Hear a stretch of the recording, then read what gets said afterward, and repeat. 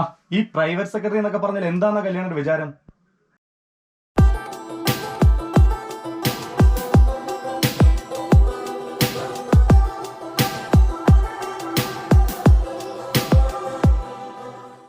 Hi, Ashish Kannanunni വ്ളോഗ്സിൻ്റെ പുതിയൊരു എപ്പിസോഡിലേക്ക് നിങ്ങൾക്ക് എല്ലാവർക്കും സ്വാഗതം.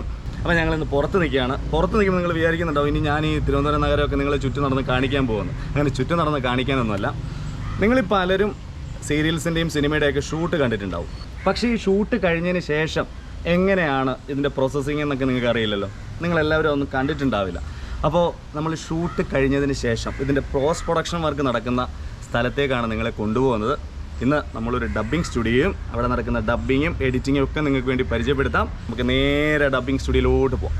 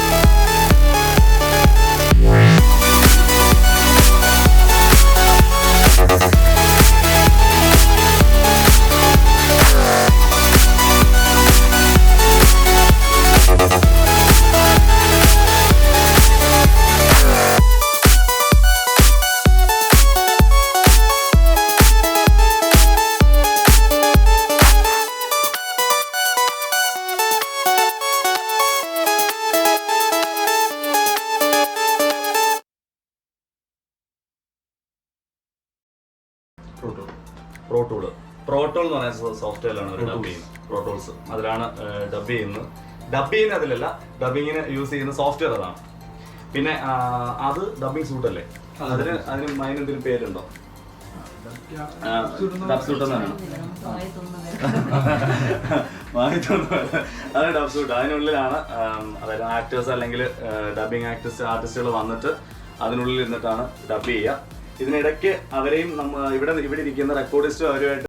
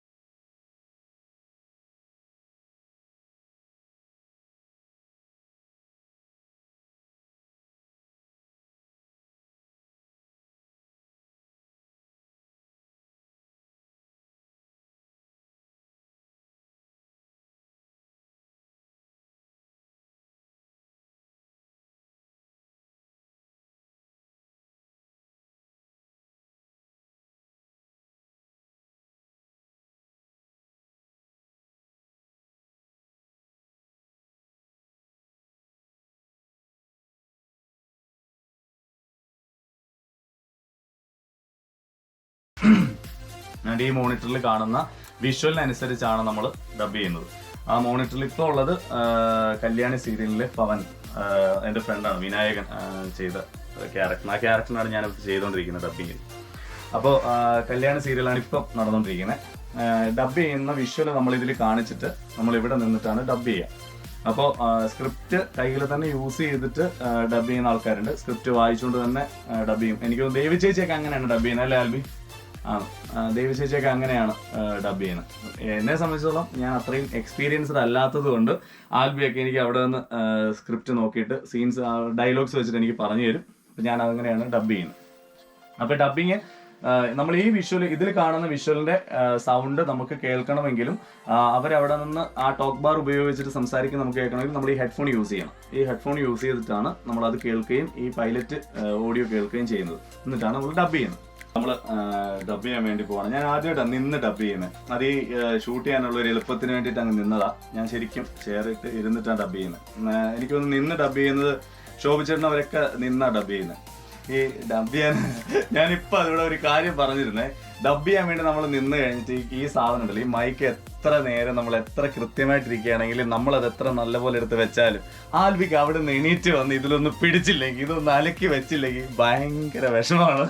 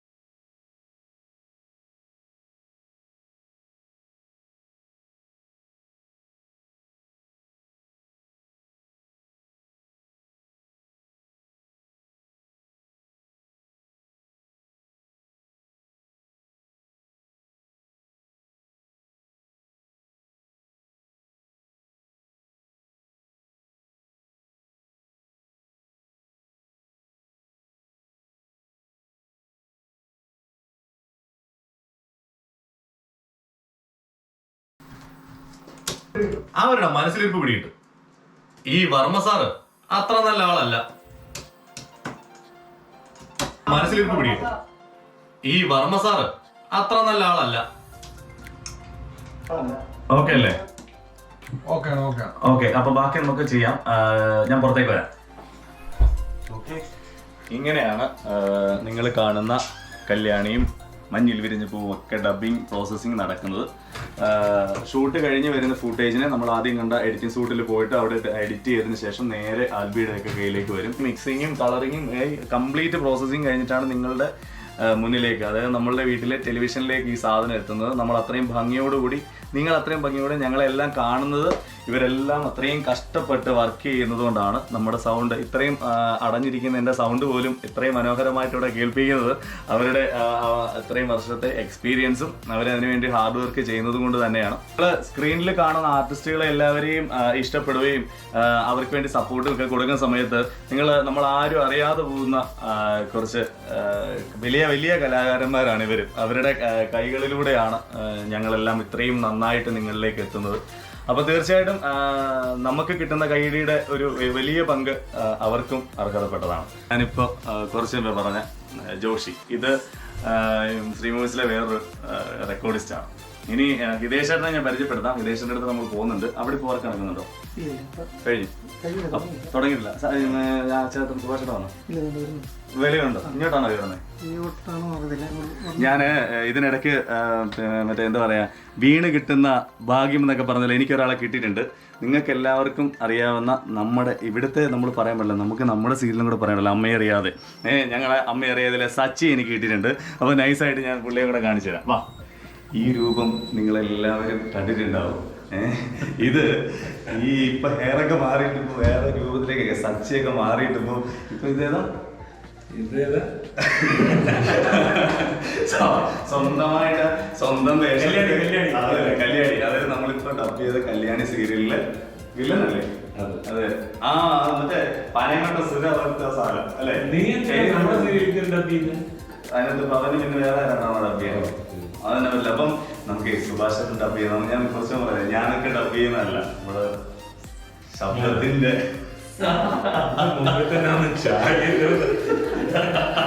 അപ്പൊ ഞാൻ വിദേശേട്ടനെ പരിചയപ്പെടുത്താം. വളരെ വ്യക്തമായിട്ട് പറഞ്ഞിട്ടുണ്ട്. അതിന് ഞാൻ നിന്നോണ്ടല്ല ചെയ്യാതെ ഡബ് ചെയ്യുന്നത്, ഇരുന്നിട്ടാണ് ഡബ് ചെയ്യുന്നത്. എനിക്ക് അറിയത്തില്ലെന്ന് ഞാൻ പറഞ്ഞു. ഇന്ന് മൂലക്കുരുവിന്റെ അസ്കതയോടാണ്, എല്ലാരും ഒന്ന് ക്ഷമിക്കണം പ്ലീസ്.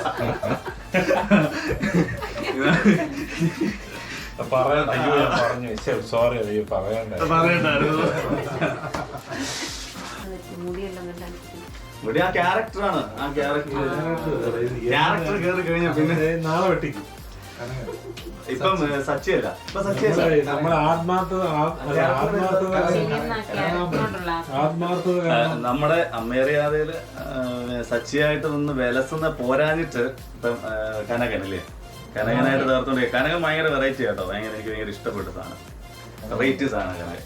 ഒരു 2 ഡയലോഗ് സുഭാഷേട്ടൻ ഡബ് ചെയ്യുന്നൊക്കെ അത് കണ്ടിട്ട് നമുക്ക് പോയേക്കാം. ഓക്കെ? സൂരജ് ഇതൊരു ആവേശത്തിന് പറഞ്ഞാണെന്ന് എനിക്ക് സംശയമുണ്ട് കേട്ടാ.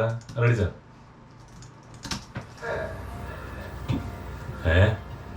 സൂരജ് ഇതൊരു ആവേശത്തിന് പറഞ്ഞാണെന്ന് എനിക്ക് സംശയമുണ്ട് കേട്ടാ.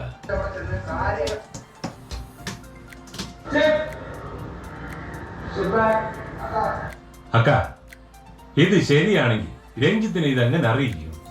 അപ്പൊ സുഭാഷേട്ടാ പോവാ, ഒന്ന് ശല്യപ്പെടുത്താ ഒന്നിറങ്ങി പോടെ. ആണോ? സുഭാഷേട്ടന് ഭയങ്കര ശല്യം. സുഭാഷേട്ടൻ നമ്മളെ ഡബ് ചെയ്തോ?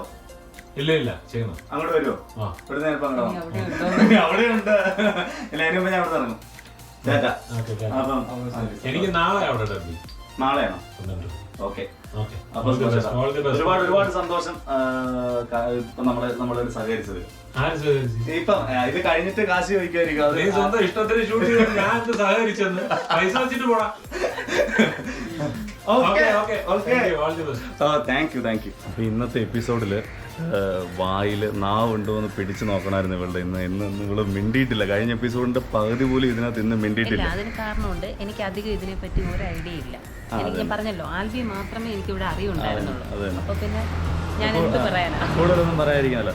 അപ്പം ഇത്രയും നേരം നമ്മൾ എൻ്റെ ഡബ്ബിങ് കണ്ടു, എൻ്റെ ഡബ്ബിങ്ങിനെ പറ്റിയും അതിൻ്റെ വിശേഷങ്ങൾ പറഞ്ഞു, ഇവിടെ നടന്ന കാര്യങ്ങളെ പറ്റിയെല്ലാം നിങ്ങളടുത്ത് ഞങ്ങൾ വളരെ ഡീറ്റെയിൽ ആയിട്ട് പറഞ്ഞിട്ടുണ്ട്. ഇത്രയും നേരം നമ്മൾ ഡബ്ബിങ്ങിൻ്റെ ഒരുപാട് വിശേഷങ്ങളൊക്കെ കേട്ടുകൊണ്ടിരുന്നപ്പോൾ നിങ്ങൾക്ക് എല്ലാവർക്കും ഒരു തോന്നലുണ്ടാവില്ല, എന്താണ് അമ്മേറിയാതയുടെ ഡബ്ബിങ് സ്റ്റുഡിയോ കാണിക്കാൻ അങ്ങോട്ടേക്ക് പോകാമെന്ന്.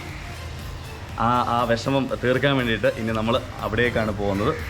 അപ്പോൾ ആ സ്റ്റുഡിയോയും അവിടുത്തെ അറ്റ്മോസ്ഫിയറൂടെ കാണിച്ചിട്ട് നമ്മൾ ഇന്നത്തെ എപ്പിസോഡ് വൈൻഡപ്പ് ചെയ്യും. അപ്പോൾ നമുക്ക് നേരെ അമ്മേറിയാതയുടെ ഡബ്ബിങ്ങിലേക്ക്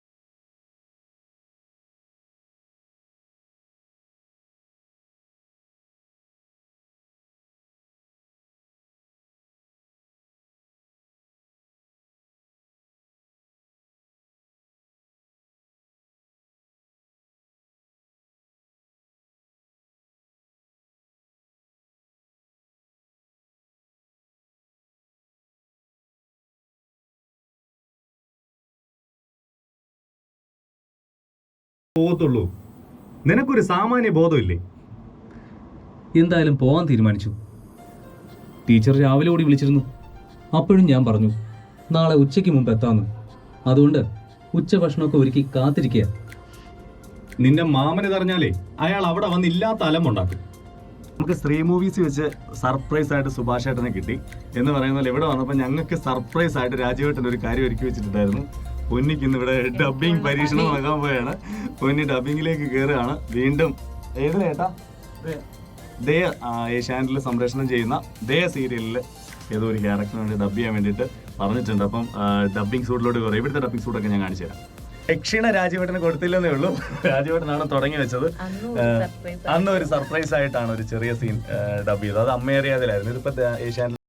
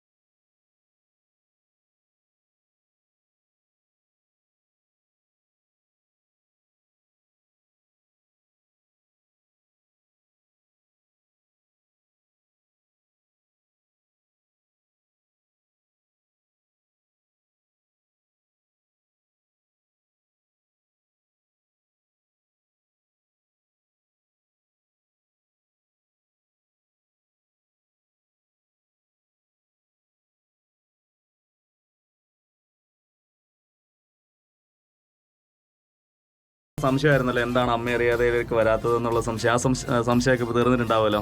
അങ്ങനെ നമ്മൾ അമ്മ അറിയാതെ ഡബ്ബിംഗ് സ്കൂട്ടിലെത്തി പോസ്റ്റ് പ്രൊഡക്ഷൻ ചെയ്യുന്ന ആളെ കണ്ടു. അതുകൊണ്ട് രാജീവേട്ടനാണ്. അപ്പോൾ നമ്മൾ ഇത്രയും നേരവും നിങ്ങൾ കണ്ടുകൊണ്ടിരുന്ന വിശേഷങ്ങളൊക്കെ നിങ്ങൾക്ക് ഇഷ്ടപ്പെട്ട് കാണുമെന്ന് നിങ്ങൾ വിചാരിക്കുകയാണ്. പിന്നെ സർപ്രൈസ് ആയിട്ട് പൊന്നിയുടെ ഡബ്ബിങ് നിങ്ങൾ കണ്ടിട്ടുണ്ട്. അത് നിങ്ങൾക്ക് ഒരുപാട് സന്തോഷം വരുത്തിയിട്ടുണ്ടാവും എന്ന് ഞാൻ വിചാരിക്കുന്നു. കാര്യം നിങ്ങളൊക്കെ കഴിഞ്ഞതിന് യൂട്യൂബിന് താഴെ വന്ന കമൻറ്റ് ചെയ്യുന്ന സമയത്തൊക്കെ ഉണ്ടായിരുന്നു ഡബ്ബിങ് എവിടെ, ചേച്ചിയുടെ ഡബ്ബിങ് കാണിക്കണമെന്നൊക്കെ പറഞ്ഞിട്ടുണ്ടായിരുന്നു. അപ്പോൾ അതെല്ലാം ഉൾക്കൊള്ളിക്കുന്ന ഒരു എപ്പിസോഡായിട്ട് ഇത് മാറിയിട്ടുണ്ട്. കാര്യം നമ്മൾ എക്സ്പെക്ട് ചെയ്യാത്ത കാര്യമാണ് രാജീവേട്ടൻ ഇവിടെ തന്നത്. അങ്ങനെ സർപ്രൈസ് ആയിട്ട് പൊന്നിയുടെ ഡബ്ബിങ്ങും വിശേഷങ്ങളും ഒക്കെ നമ്മൾ കണ്ടിട്ടുണ്ട്. ഇനി നമുക്ക് ഇവിടുന്ന് പുറത്തേക്ക് ഇറങ്ങാം.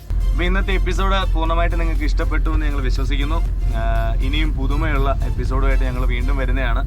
നിങ്ങൾ നമുക്ക് മെസ്സേജൊക്കെ അയക്കുന്ന പോലെ നല്ല സെലിബ്രിറ്റികളുമായിട്ടും അവരുടെയൊക്കെ ഫാമിലി ആയിട്ടും ഒക്കെ ഞങ്ങൾ ഉടനെ വരുന്നുണ്ട്.